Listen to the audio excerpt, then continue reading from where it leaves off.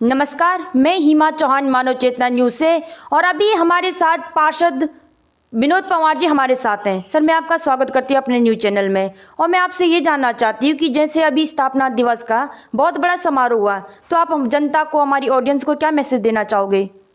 सर्वप्रथम तो मैं दिवाली आपके चैनल के माध्यम से सभी क्षेत्रवासियों को, प्रदेशवासियों और देशवासियों को दिवाली की शुभकामनाएं देना चाहता हूं। और इतिहास हमारा जो पहाड़ी त्यौहार है वो आने वाला है, उसकी अग्रिम शुभकामनाएं देना चाहता हूं।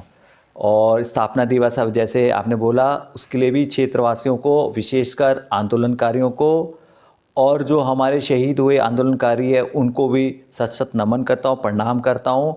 और आज के दिन मैं अटल जी को भी याद करना चाहूँगा कि जिन्होंने हमारा जो प्रस्ताव था उत्तराखंड बनने का, उसको स्वीकृति दी थी।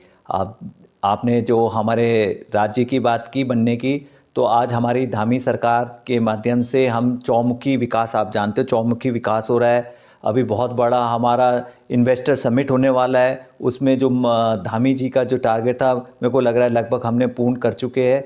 और जो विकास का जो हमारा सपना था प्रदेश को बनाने का, और नंबर 1 जो प्रदेश बनेगा हमारा उत्तराखंड पूरे देश में, तो मुझे लगता है कि धामी जी के नेतृत्व में बहुत जल्द हम उस सपने को साकार करेंगे।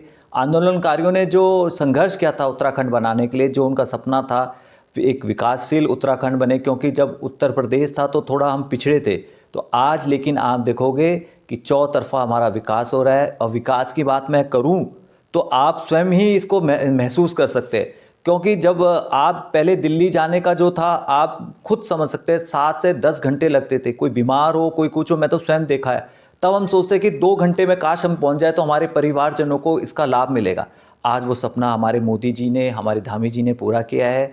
आप देखो हमारे जो धार्मिक स्थल थे, उसमें आप खुद महसूस कर सकते हो, जो हम तो यहाँ के निवासी है, कितनी पीड़ा होती थी हमारे बुजुर्गों को वहाँ जाने के लिए, कितनी कठिनाई होती थी, पैदल जाना पड़ता था, कई कई महीने लग जाते थे पहुँचने। आज आप देख रहे हो 2-4 दिन में ही हम वहाँ पहुँच रहे हैं। जो रेल का कहते थे पहले, रेल एक सपना है, वो आज सपना भी पूरा हो रहा है। आप सपने देखो, मोदी जी और धामी जी उसको साकार करेंगे।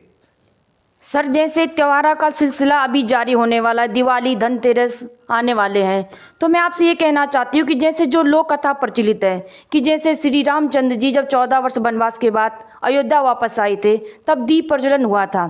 तो आप आने वाली जनरेशन को क्या मैसेज देना चाहोगे कि कैसे सेलिब्रेट करना है इसको? देखिए, दिवाली हमारे पूरे देश का एक बहुत बड़ा त्यौहार है।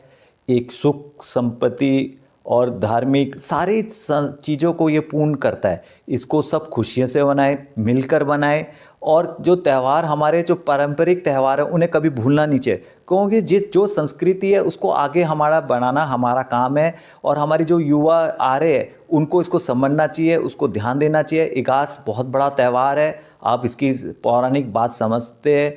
आप जानते हैं कि हमारे 12 दिन के बाद हमारा ये त्यौहार मनाया जाता है, 11 दिन के बाद मनाया जाता है। तो वो त्यौहार भी हम बहुत हर्षोल्लास से मनाएंगे और सभी से मिलकर करेंगे, और देश और प्रदेश की सुख संपत्ति और धार्मिक और जो भी हमारी है उन सब को कामना से हम प्रभु से करेंगे कि हमारा पूरा प्रदेश स्वस्थ रहे, खुश रहे और खुशहाल रहे। सर, जैसे अभी लोकसभा चुनाव चल रहे हैं और बहुत से राज्यों में कांग्रेस की सरकार आ गई है, तो आपको क्या लगता है इस बार कांग्रेस की सरकार आएगी या बीजेपी की सरकार आएगी?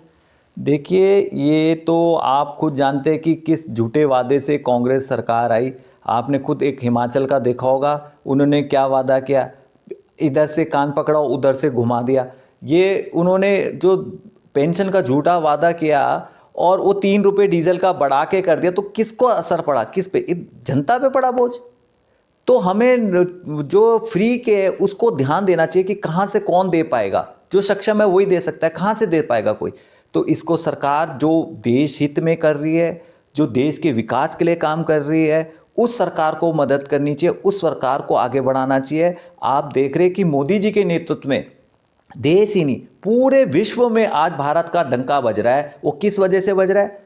क्योंकि जो हमारी नीति है, जो देश हमारे लिए नंबर आज सबसे पहले देश है, उस नीति से हम जो चल रहे हैं, उसी सरकार को हमें सपोर्ट करना चाहिए, वोट करना चाहिए। अब मुझे पूरी पूरी उम्मीद है जो 360 का आंकड़ा है इस बार हम उसको भी पार करेंगे, क्योंकि सारे देश जानता है कि अगर कोई देश को आगे बढ़ा सकता है तो वो हमारे प्रिय प्रधानमंत्री नरेंद्र मोदी जी ही है। सर जैसे हमने आपके वार्ड का कवर किया है तो यहाँ के जो लोग वो चाहते हैं कि आप फिर से पार्षद के रूप में आगे आएं। अगर आप पार्षद के रूप में आगे आते हो तो आप पहली प्राथमिकता किसको दोगे? देखो अभी मैंने जो मेरे 9 साल हो गए कार्यकाल को, और हमेशा हमने पहले दिन यही जो हमारी दिक्कतें थी, मात्र शक्ति की जो दिक्कतें थी, पानी को लेकर समस्या थी, वो आज हमने पूरी एक तरफ से ख़त्म कर दी है। हर घर पे पानी पहुंच रहा है। मेरे कई माताओं को 100-100 मीटर दूर जाना पड़ता था पानी लेने के लिए। बड़ा दुख होता था, क्योंकि जब मेरी बहन, मेरी माता स्वयं की अगर घर से बाहर पानी लेने जाएगी तो कितना कष्ट होगा हमें। सुबह 5 बजे अगर आप सोचो, सबसे पहले अगर घर का कोई व्यक्ति उठता है तो वो मातृ शक्ति होती है, चाहे वो माँ हो या बहन हो, सबसे पहले उन्हीं के माध्यम से हमें चाय हो, खाना हो, बर्तन हो, कुछ भी इत्यादि हो, पानी की ज़रूरत पड़ती थी। सबसे पहले उठ के अगर आपकी माता या बहन ने बाहर जाए, कितना दुख होता है। तो आप समझ सकते हैं उस दुख को मैंने महसूस किया, वो क्या, और आने के 2 साल के अंदर ही हर जगह मैंने पानी का ऐसा जाल बिछाया, हर जगह समस्या ख़त्म हो गई। तो मेरा जो रहेगा कि देखिए, विकास सबसे बड़ा मेरा मुद्दा रहेगा। जितनी भी जो भी कमी है हमारी, उसको पूर्ण किया जाए। सीवर का जो प्रोजेक्ट है प्रेम नगर में, हमारा प्रस्ताव गया हुआ है, बड़ा अमाउंट होने के कारण थोड़ा रुका हुआ है, और कागजी कार्रवाई हम इतनी होती है कि उसको पूर्ण किया है हमने। तो मेरा सबसे यही रहेगा कि यहाँ पे जो है प्रेम नगर गलियों का शहर है, तो यहाँ पर जो दिक्कतें रहती है वो सीवर की सबसे बड़ी है। सोकपीट घर पे बन नहीं सकते, छोटे छोटे घर है, तो उसकी दिक्कत मेरे हिसाब से सबसे बड़ी है। उसको सबसे पहले मैं प्राथमिकता से पूर्ण करने की कोशिश करूँगा। सर आप हमारे चैनल के माध्यम से जनता को क्या मैसेज देना चाहोगे कि दीपावली को कैसे मनाना है? मैं आपके चैनल दीपावली को कैसे मनाना है? मैं आपके चैनल से सभी को कहूँगा कि अपना पूरा ध्यान रखें।